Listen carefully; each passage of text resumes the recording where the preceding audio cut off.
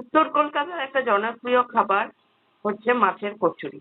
এটা বাগবাজার এলাকায় একটা মানে খুব সুন্দর একটা প্রসিদ্ধিত মানে উত্তর কলকাতার খাবার বলতে পারো যে এটা মাছের কচুরি। তো আজকে এই মাছের কচুরিটাই করছি।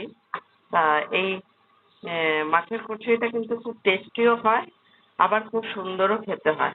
তো আজকে এটা মাছের কচুরিটাকে রেডি করছি। আর আমাদের কিন্তু বলতে পারো এই উত্তর কলকাতার একটা এটা মাছের কচুরিটা একটা বিখ্যাত খাবার।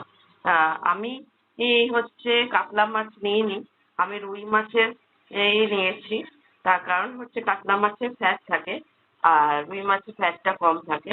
রুই মাছের পেটি নিয়ে ভালো করে কাটা বেছে ওটাকে পুরো ছাড়িয়ে পুরো পুরটাকে তৈরি করে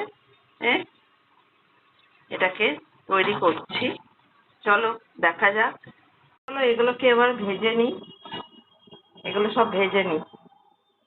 ভেজে নিই মাছের কচুরিগুলো। বাগবাজারে গণেশদার দোকান আর আরো সব দোকান আছে মাছের কচুরি। তা আমাদের উত্তর কলকাতার একটা বিখ্যাত খাবার আজকে রেডি করছি।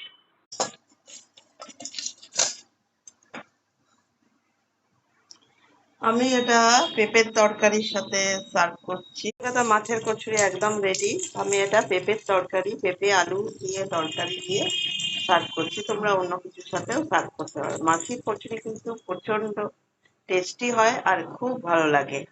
তা কার কার মাছের কচুরি উত্তর কলকাতার এই প্রসিদ্ধিত ডিশটা কার কার ভালো লাগে একটু কমেন্ট করবে।